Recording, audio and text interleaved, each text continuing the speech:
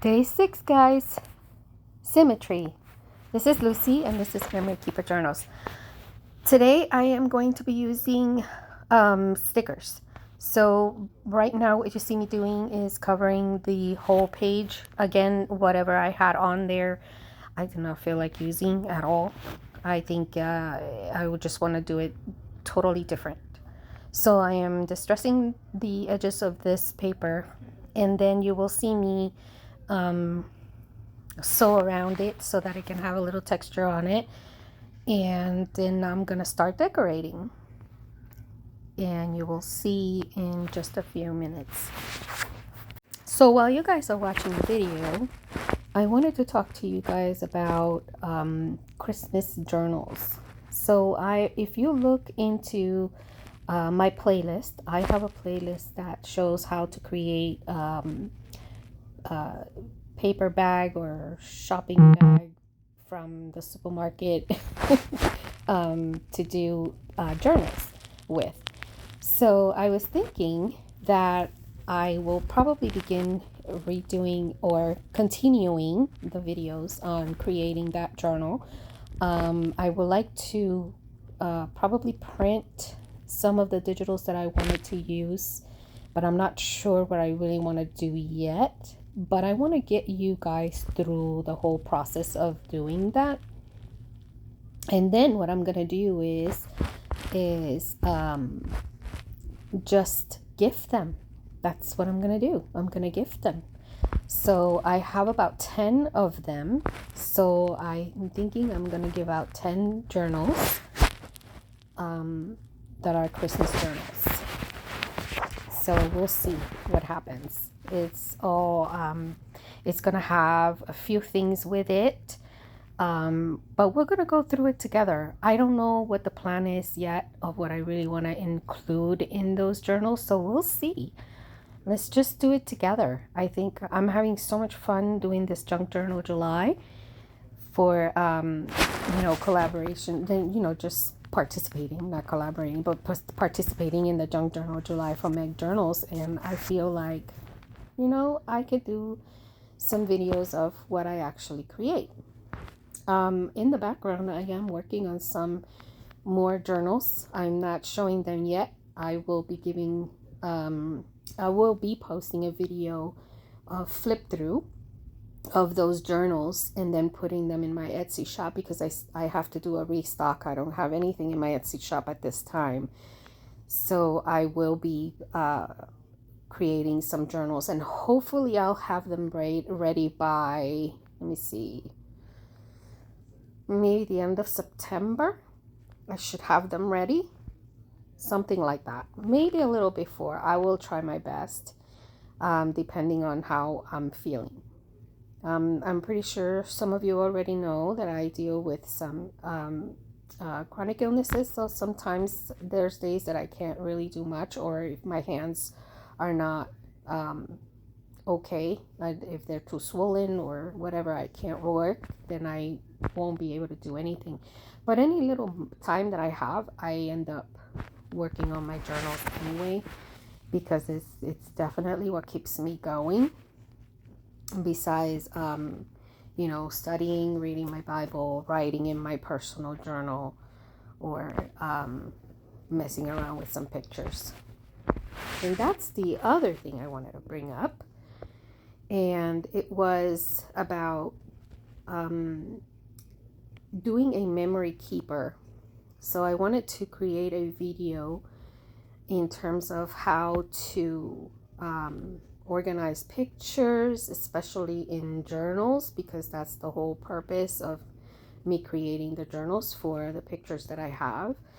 And I have a whole bunch of pictures that is in a big tub, plastic tub, that I have been wanting to get organized for ages. And I want to get it organized for my kids and for my grandkids. And write stuff that I remember, or whatever I can remember. And that's what I want to do. And the reason is because, in my family, we had dealt with dementia, Alzheimer's, things like that. And us growing up, We didn't understand a lot of the things that were happening surrounding us, as a family growing up with my parents or with my mom, because my mom was a single mom. And so, a lot of the things that we didn't know, which, I mean, I don't know, I guess in the way that we were raised, a lot of the things were never told to us kids. We were never supposed to know what was going on. And it was, we didn't really know much about anything, whether it was health issues, whether it was, who's family with who, or anything. It doesn't matter.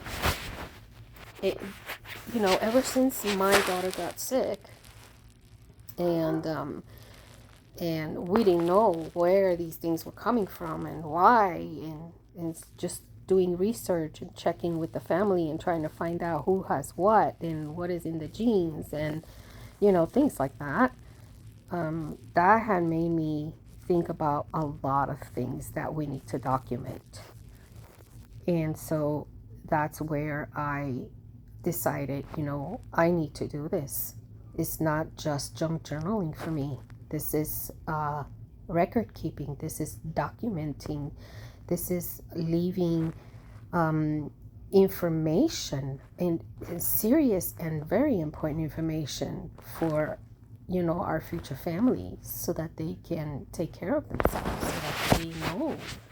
And not only that, but history, where we grew up, how our culture, and pass it down. Where did you come from? That's very intriguing for everyone. I mean, it's the reason why there's a 23andMe. And I have known of people that have found out they've had kids, or their parents weren't really their parents, or, in just doing that kind of testing. And that's the way to find out. I mean, wow. I don't know. I know I'm rambling, and I'm probably going way off topic here, because I'm trying to show you what I'm doing in the process. But I just really wanted to share that with you guys, so that you understand why I am so involved and so invested in doing junk journals and creating albums. Or I'm learning right now how to create albums, because I really want to create something that will preserve all of my memories, my pictures, and everything. With my health, I don't know if I'm gonna remember anything later on, or my grandkids are constantly asking me about my mom and how I was when I was younger. They're very curious. They want to know, and I love that. I want to share everything. I want to show them the pictures, and as I remember whatever I can remember while showing them the picture, telling them what came from, how it happened, and just give them good memories that they can remember where they came from, or something that they can relate to.